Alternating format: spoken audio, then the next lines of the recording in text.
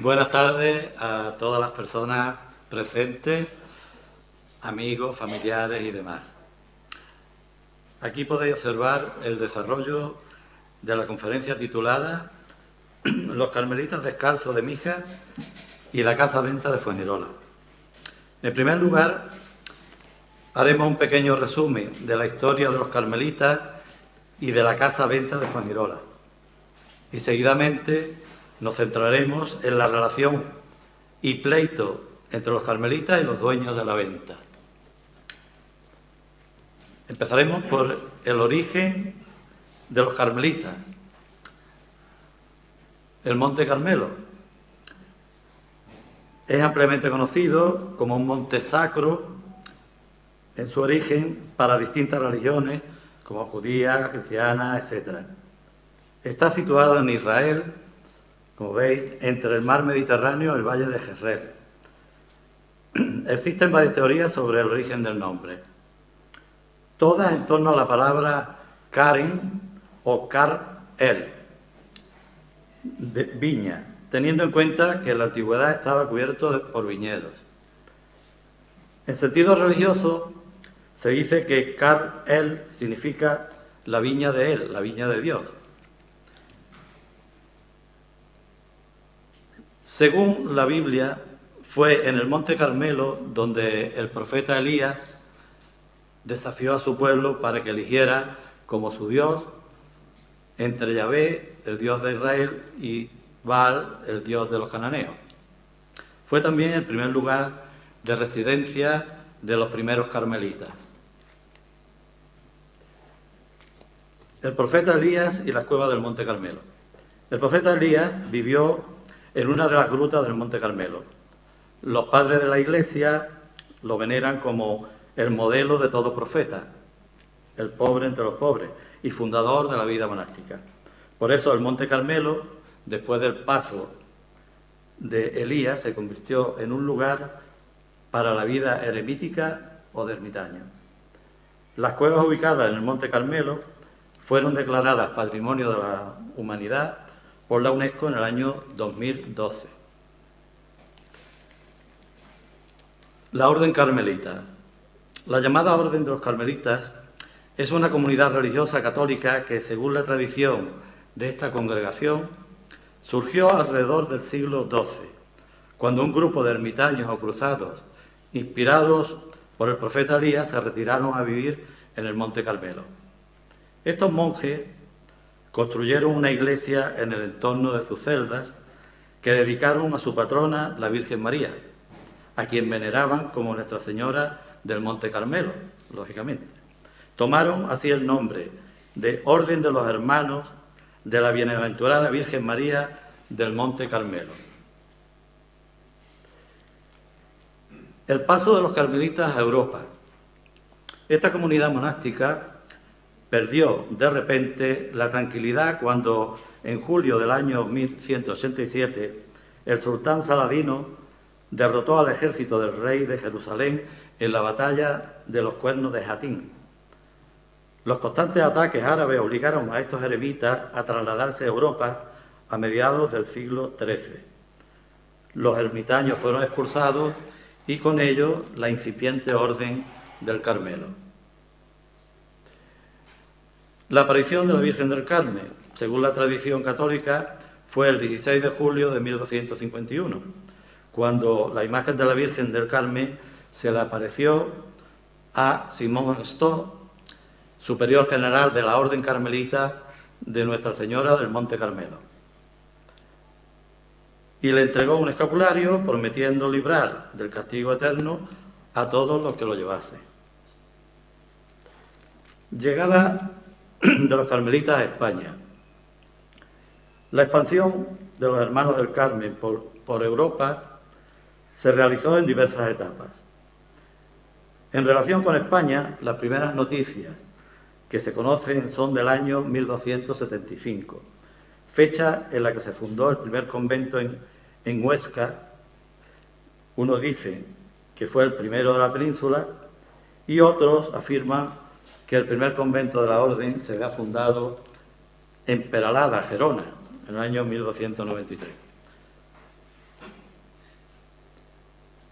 La llegada de los carmelitas a Andalucía, ya nos vamos acercando a Mijas. La iglesia carmelita de Gibraleón se considera como el primer convento en ser ocupado por esta orden en Andalucía. En la antigüedad fue un monasterio de carmelitas fundado durante el primer tercio del siglo XIV por Alfonso de la Cerda, nieto de Alfonso X el Sabio. En el año 1562, Santa Teresa de Jesús efectuó una reforma de la orden religiosa carmelita y fundó el primer convento de las Carmelitas Descalzas, denominado de San José, en la ciudad de Ávila.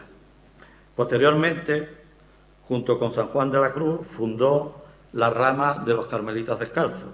Antes se denominaban Carmelitas Calzados o de la antigua Observancia. Los Carmelitas en Málaga.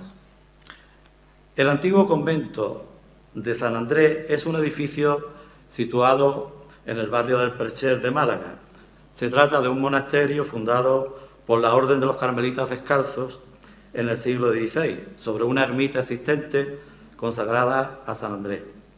Este convento tiene una iglesia parroquial aneja llamada Iglesia de Nuestra Señora del Carmen, también construida por los carmelitas.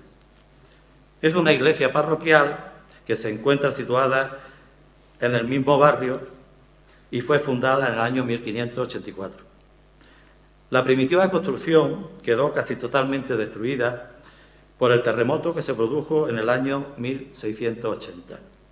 Tras el terremoto se restauró y posteriormente se llevaron a cabo nuevas reparaciones.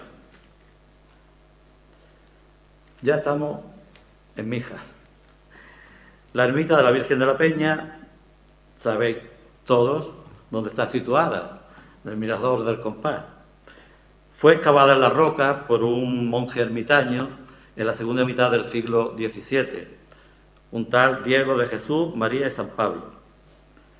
Posteriormente se fueron añadiendo otras dependencias donde posiblemente existían los restos de una antigua estructura fortificada, lo que ha hablado el anterior conferenciante. En esta ermita se encuentra la imagen de la Virgen de la Peña, patrona de Mijas, que según la leyenda fue descubierta en 1586, dice la tradición, por dos niños pastores que fueron guiados hasta el lugar por una paloma. Aquí tenemos el inventario de la ermita de la Virgen de la Peña del año 1664. Lo encontré por casualidad y voy a dar una breve... es difícil porque una parte no se ve bien y otra está roto. Pero bueno, he conseguido sacar algo. Este inventario se hizo con motivo de haberla dejado el ermitaño Diego de San Pablo y haber sido nombrado en su lugar Pedro de Jesús. En ese intercambio hicieron, pues lógicamente, un inventario. Entre las imágenes y enseres más importantes de ese año se hallaban los siguientes. Voy a decir brevemente algunas de las cosas. Una imagen de Nuestra Señora de la Peña con su niño en brazos y su caja para las limosnas. Un cetro de plata, una luna de plata con un ángel abajo, 3 evangelios con sus molduras, un niño Jesús con sus potencias de plata, un cáliz con su patena y 7 purificadores, un San Francisco de Asís de talla con su cruz en la mano, el altar de las ánimas, un cuadro de San José, San Joaquín y Santa Ana y una Verónica con sus rayos, etcétera, etcétera. Vamos ya al convento hospicio de la Virgen de la Peña. Según se recoge en el acta del Cabildo de 7 de septiembre de 1682, por insistencia del hermano Diego de Jesús, se presentó la solicitud de que la ya reparada ermita de la Virgen de la Peña se llevase a cabo la fundación de un hospicio. En un principio fueron elegidos los trinitarios descalzos para el hospicio. Todo ello se comunicó al obispo de Málaga, que era entonces Fray Alonso de Santo Tomás, que aprobó el patronazgo el 6 de agosto de 1683. Pero los religiosos trinitarios nunca llegaron a Mijas. Al final fueron los carmelitas descalzos quienes llevaron a cabo dicha fundación del hospicio, haciéndose cargo de la ermita de la Virgen de la Peña. La llegada de los carmelitas a Mijas. Estos monjes carmelitas llegaron a Mijas en el año 1710 y se instalaron en la ermita de la Virgen de la Peña, que hasta ese periodo era un santuario. A partir de la llegada de estos frailes se fundó un hospicio. Durante más de un siglo estuvo presente esta congregación religiosa en Mijas, hasta 1831, fecha en que fue comunicado al alcalde de Mijas la supresión del convento de los carmelitas descalzos. El objetivo de estos religiosos era ayudar a las personas necesitadas y dar culto a la Santísima Virgen de la Peña, patrona de esta villa. La integración de estos devotos carmelitas fue bastante fácil por su caritativa labor de ayuda que realizaban. Las propiedades de la ermita de la Virgen de la Peña. Antes de la fundación del hospicio, la ermita de la Virgen de la Peña ya contaba con algunas propiedades que fueron aumentando con el tiempo, bien por compras, censos o donaciones. También tuvieron parte de las aguas de la villa. Una de estas donaciones fue una posada situada en las playas de Fuengirola, conocida popularmente como la Venta de Fuengirola.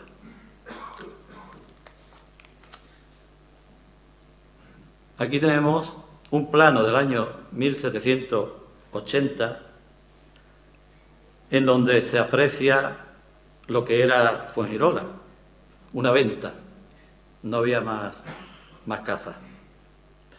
Así describía la venta de Fuengirola un fuengiroleño llamado don Juan Tejón Roldán, nacido en el año 1865, que él, por sus propios ojos, vio cómo era la venta y entonces explica sus datos. Dice: era una hermosa casa de 2 pisos. A la izquierda, entrando en ella, formaba una torre, que ahora hablaremos de ella, a la que se subía por una escalera de madera que al separarla quedaba la torre aislada, imposible de tomarla, de estas torres vigías que hay por la costa. En el patio estaban las cuadras. En la planta baja y por encima, corredores con 16 salas. Y por fuera tenía 5 cuartitos a los costados y 6 a la espalda. La venta de Fuengirola ocupaba el lugar donde se alza actualmente la iglesia del Rosario, en la Plaza de la Constitución. Ahora vamos a hablar un poquito de esa torre que he mencionado antes. Esta torre se integró en el edificio, ahí veis en amarillo donde estaba situada, entre Torreblanca y el castillo. Se integró, como he dicho, en el edificio de la Venta y correspondía a lo que denominaban en el año 1511 estancia del Tarajal, la cual aparece relacionada en esas ordenanzas de 1511. Fue construida para vigilar el amplio espacio de playa existente entre el castillo de Fuengirola y la Torre Blanca, por donde hacían sus incursiones moros y berberiscos.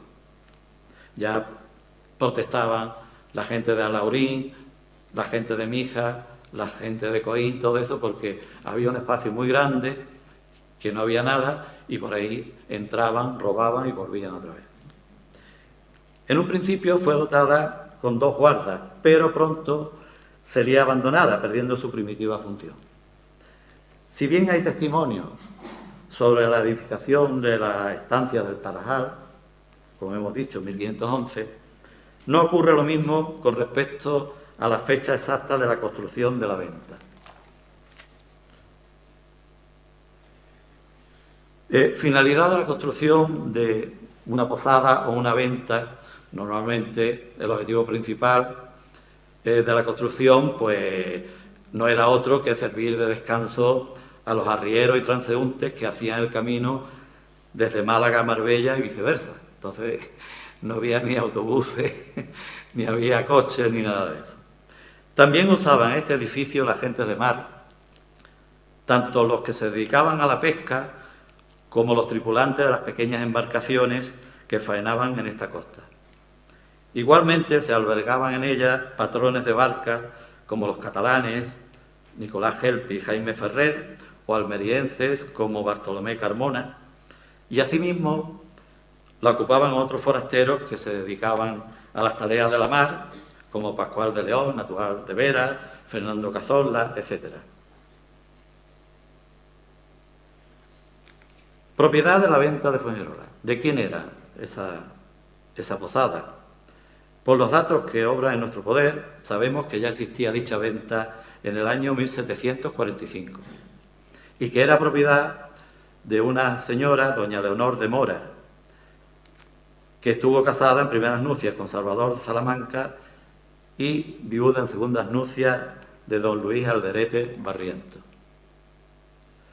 Aquí he sacado lo que he podido del testamento de esta señora y decía, una de las partes: declaro soy hija legítima de don Francisco de Mora y de doña Ana Pizarro, su mujer, que ya difunto, y que soy natural de la ciudad de Málaga y vecina de la fortaleza de Fuengirola, cuya alcaidía es propia mía. Es decir, que ella era, se podía decir, alcaidesa del castillo de Fuengirola y residente en esta villa por ahora, y que soy viuda, como ya he dicho, de don Luis Alderete y Barriento, y con quien casó en segundas nupcias.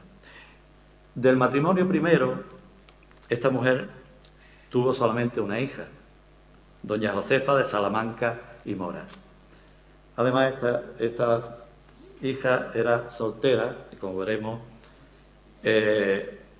viene relacionada en su testamento también en la donación de la venta que hace a los carmelitas de Mijas. Ya estamos entrando entre los carmelitas y la venta. Como hemos indicado, entre los bienes de la casada doña Leonor figuraba la mencionada venta. Recogemos la cláusula de su testamento donde hace referencia a la donación que hizo a los carmelitas descalzos. Decía en su testamento: que esta manda se entienda por fin y muerte de mi hija y que muera sin sucesión. Es decir, la condición que ponía era que su hija muriera también y no tuviera heredero, porque si no, no iba a dar nada. Mando que la venta que tengo declarada, sobre la que se paga un censo de 1000 ducados de principal a mi mayorazgo, porque ella tenía además un mayorazgo, unas tierras alrededor del castillo y demás, por estar fundada, fabricada en tierra de él, y que por muerte de mi hija la tengan y posean los padres del hospicio de esta villa de Mijas, diciendo: en el día de todos los santos y difuntos, 9 misas rezadas y una novena de oraciones. Normalmente, antiguamente se donaban para que rezaran por el alma, decían, de cada persona. El arrendamiento de la casa-venta de Fuengirola. Como hemos comentado, la venta ya pertenecía a esta señora y tras su fallecimiento en 1745, la herencia pasó a su única hija, doña Josefa de Salamanca. Esta última siguió arrendando la mencionada casa-venta hasta su muerte, acaecida en el año 1788. Entre los arrendatarios figuraban un tal Pedro Bueno en el año 1776 y otro Diego Galán en el año 1778. La alcaidía del castillo y el testamento de doña Leonor. Otra de las voluntades de la madre de esta señora que acababa de morir, en su testamento fue la designación de la alcaidía del castillo de Fuengirola. Decía que mando que respecto a que la alcaidía de Fuengirola queda libre por muerte mía y de mi hija, que se le dé a don Manuel Rengel, que era un pariente suyo. Pero al morir doña Josefa de Salamanca sin herederos, ya la casamenta sí hemos dicho que pasaron a los carmelitas. Pero la alcaidía del castillo, que estaba previsto que fuera para un tal don Manuel Rengel, pero había fallecido, y entonces su sobrino y sucesor, don Pedro José Rengel, había llegado a un acuerdo con doña Josefa de Salamanca, por supuesto antes de morir ella, para que la alcaidía quedara libre cuando ella falleciera. Tras la muerte de doña Josefa, fue nombrado como alcaide del castillo el 24 de abril de 1789 don Joaquín Gutiérrez de España, consorte de doña María Victoria Cambero y Cárdenas, que fue la heredera del vínculo y tierra en donde se hallaba la venta. El nombramiento de este señor pues trajo problemas a los carmelitas, como veremos. A los pocos meses de tomar posesión de la alcaidía del castillo, don Joaquín Gutiérrez de España cursó una demanda contra los carmelitas descalzos, alegando que la casa-venta que le fue cedida a estos monjes estaba en el mayorazgo, propiedad de su mujer, doña María Victoria Cambero, y por lo tanto la casa-venta le pertenecía a su esposa. A esta demanda se le contestó por parte de los religiosos carmelitas de Málaga del convento de San Andrés. En un principio, el juzgado de Málaga mandó suspender de la posesión de la casa-venta al convento de Carmelitas de San Andrés, por lo que la venta pasó a don Joaquín Gutiérrez de España y a su señora.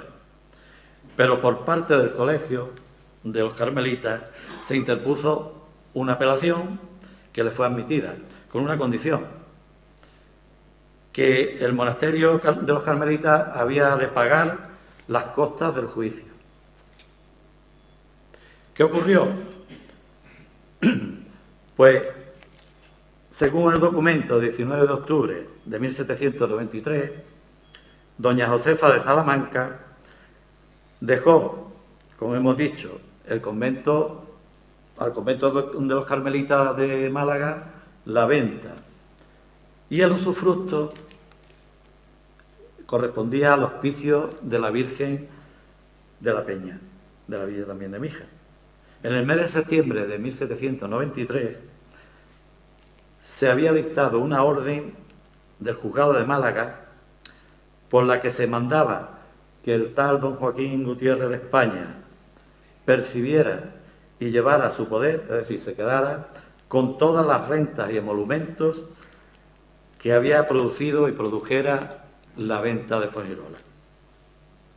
Las rentas anuales eran de unos 300 ducados y el total de las ganancias que habían percibido los carmelitas del hospicio en los años anteriores ascendía a más de 16.000 reales.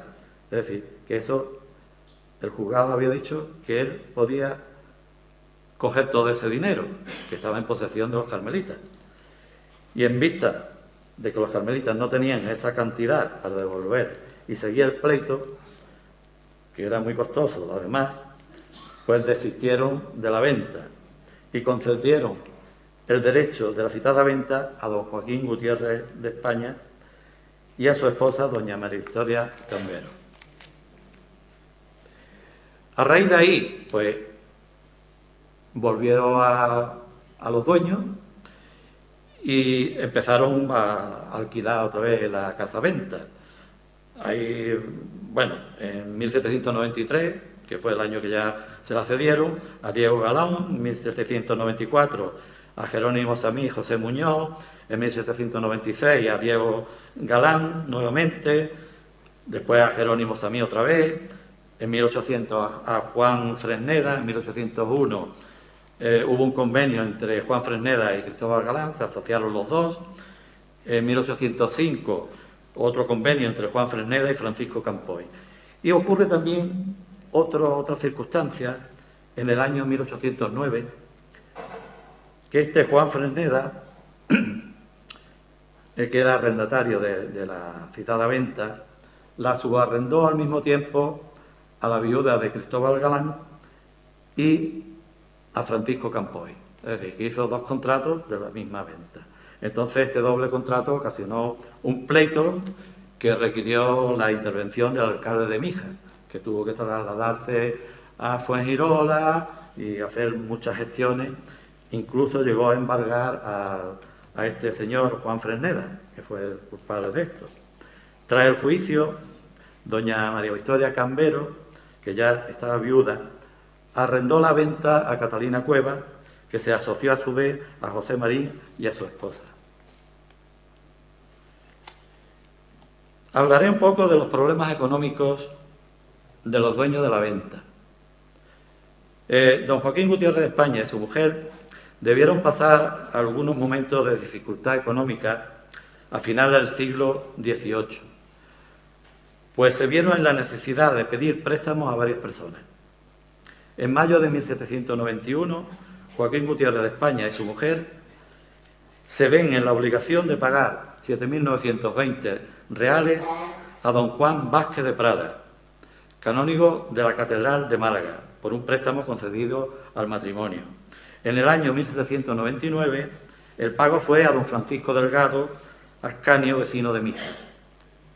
La cantidad a pagar fue de 4.682 reales de vellón, de los arrendamientos de la venta.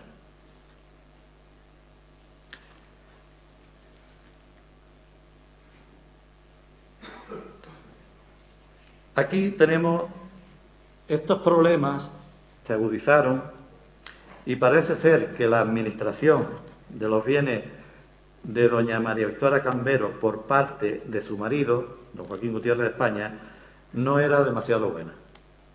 Y con fecha 5 de junio de 1799, doña María Victoria Cambero y su esposo llegaron a un acuerdo para que ella pudiera administrar sus propios bienes sin que tuviera que autorizarlo su marido.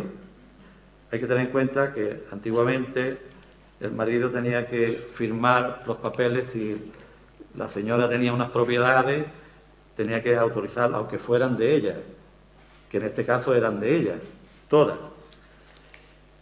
Este acuerdo fue un preámbulo de la ruptura del matrimonio, que en el año 1800 figuraban como separados judicialmente, o sea que se separaron. Préstamos, seguían con los préstamos. Préstamos de los catalanes a doña María Victoria Cambero y a su marido. En el año 1801 se vieron nuevamente en la obligación de pagar una nueva deuda a los patrones catalanes de la matrícula de Villassar, provincia de Mataró.